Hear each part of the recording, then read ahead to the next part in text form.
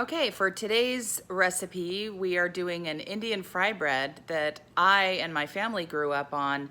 Every special occasion, celebration, holiday, my mom, Grandma Sharon, great Grandma Sharon, great great Grandma Sharon, depending on who's watching this, always made this for us, and it was a favorite with our family. So with that, Grandma's gonna get started on making Indian fry bread for us. And these are the ingredients for the classic white bread. We have 3 cups of flour, 1 1/2 tablespoons of dry powdered milk. We have 1 1/2 teaspoon of salt, 3 teaspoons of yeast, and 2 tablespoons of sugar. Over here, we have 1 1/8 cup of water. And over here, we have 2 tablespoons of butter. And in case you've never heard of powdered milk, this is what it looks like. It comes in a little box, and I think you can get it from just your regular grocery store anywhere, in the dry, like, flour section. Okay, Indian fry bread. This is not the traditional Indian fry bread. It's made with a lot of cornmeal.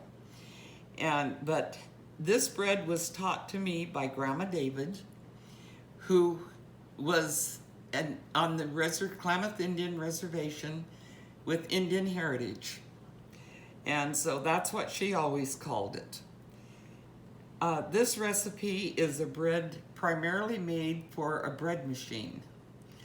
However, it is the same as any traditional white bread recipe you'll get in a recipe book. It's just a smaller amount. The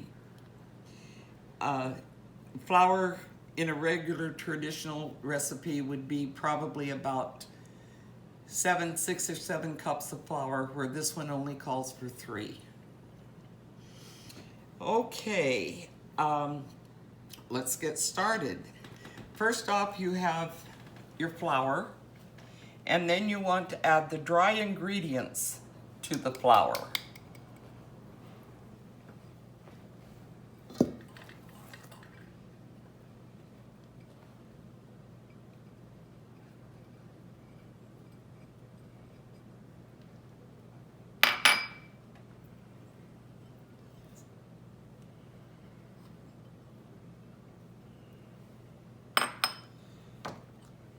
And take a whisk or a mixer and mix all of the dry ingredients together very well.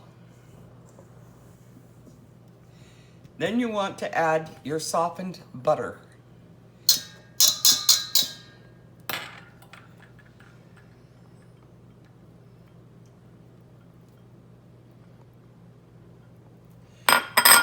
And mix well into your flour.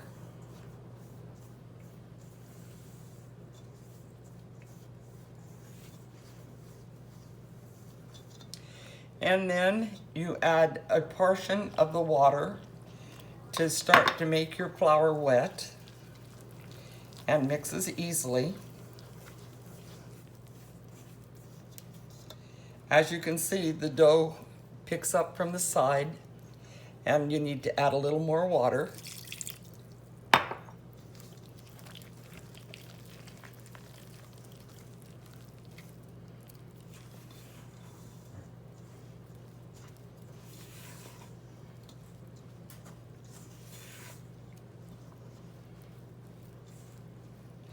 And you see how sticky it's getting in the middle, so you want to get some flour up in there.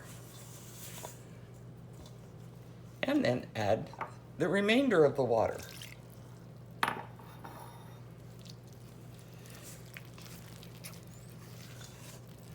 Depending on your flour, how moist it already is and how much it accepts moisture, because I've used the bread flour as opposed to the all-purpose flour, and it works also. You see how sticky it is? We need more flour. So what we do is put a little flour on the counter.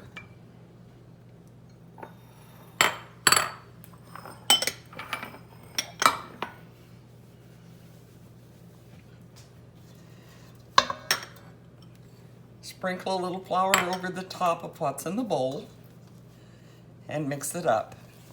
You want a smooth, stretchy ball.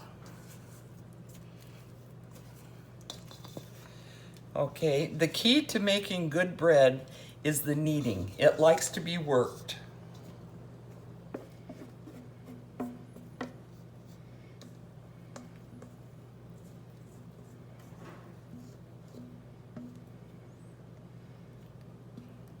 And as we knead, we keep adding more flour to it. This is what the bread machine does on its own.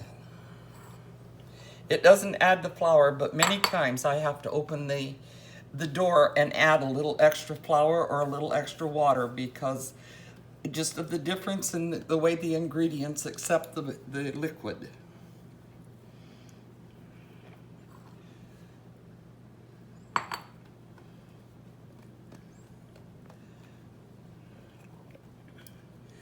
And I'm sure Brenda has some flour around here. Oh, I see an all-purpose flour sack. Just a moment.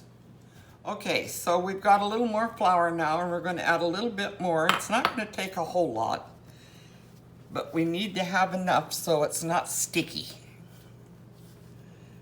You see how it's sticking on the bottom? We need to get that part with a little more flour.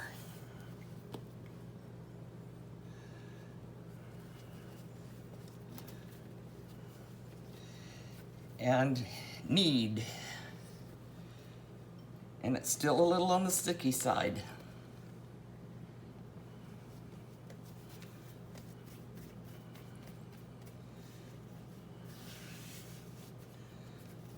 And trust me, this is a recipe you can't ruin. You just need to play with it.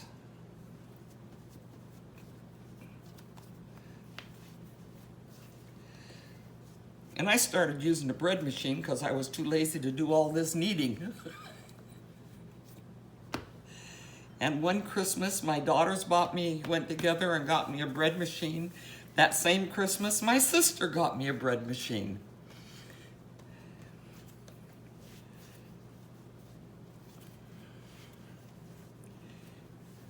Okay. This is what it looks like. You just make a little ball and you get a bowl. It needs to be a little bit greased. That's not going to break the bank if you don't get it greased, but it keeps the dough from getting too crusty. So, put it in the bowl, cover it with a towel, and set it off in a warm place. Usually anywhere in your kitchen. You don't want to put it in the stove or anything. And let it raise for about an hour to an hour and a half till about double. And that's it. Hi, well, we're back now after about an hour, hour and a half. The bread has doubled and is now ready to punch down and to make into balls to stretch out and put in the fry pan. I have preheated my fry pan at 400 degrees. I may have to turn it down to 350. It just depends on how hot your pan works. Okay, this is how we knead it down. And like I said before, working the bread dough is important to making a good bread.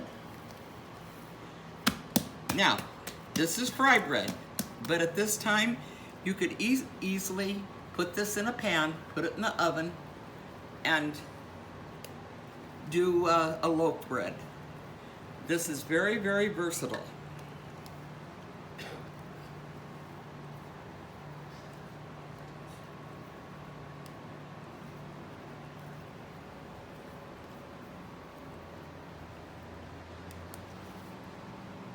Cut. Okay. Now, we've made some balls here. Now we need to stretch them out to fry them. And as they fry, they will raise because it reheats the yeast.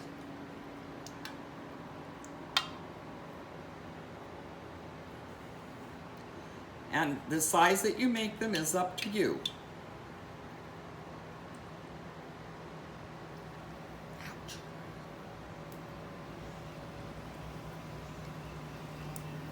Okay, I need a little more oil on my hands.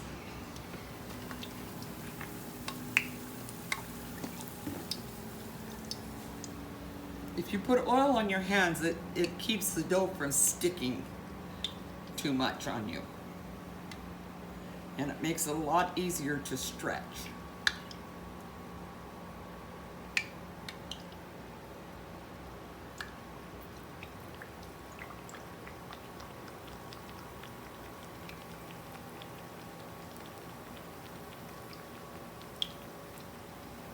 And sometimes you can put it on the counter if it's not stretching right. And stretch it like that. Using a tongue, adjust your thing so you have more room in your skillet. And wait for it to brown on one side, and then we'll turn it over and do it on the other side.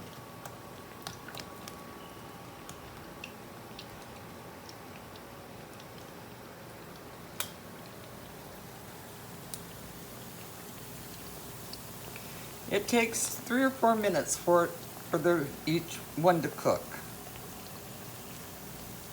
Now you see, that's not quite as brown as I like to get them, so you don't want to overturn even though it's going to be done. It's just not going to look quite as pretty.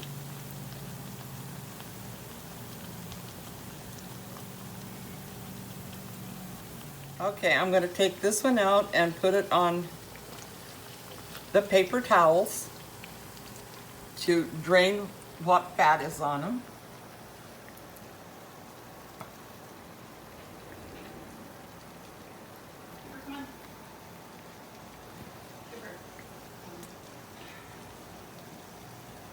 Oh, it looks like this one's about ready to take out.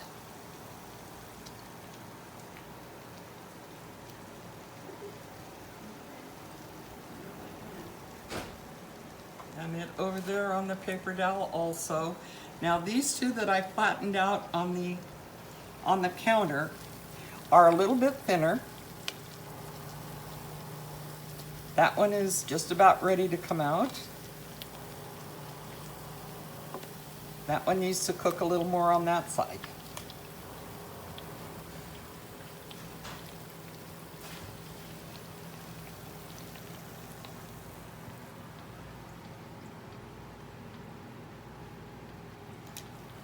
Okay, and while we're waiting for those to cook, we'll take these and put over here on the plate.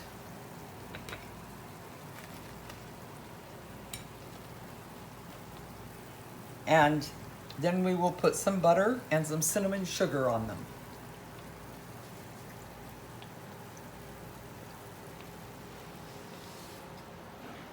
Okay, we've done our bread. We've got 2 pieces here that we're going to butter.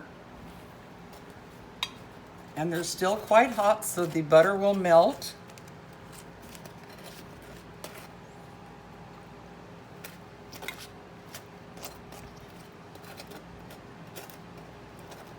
And then we will sprinkle them with cinnamon sugar. And I like a lot on there, so. But whatever topping you choose will work great. Okay, that's it. I hope that you all enjoy it and have good luck with this recipe that has been in our family and helped to feed my kids, my grandkids, and some of my great-grandkids for the last 55 years.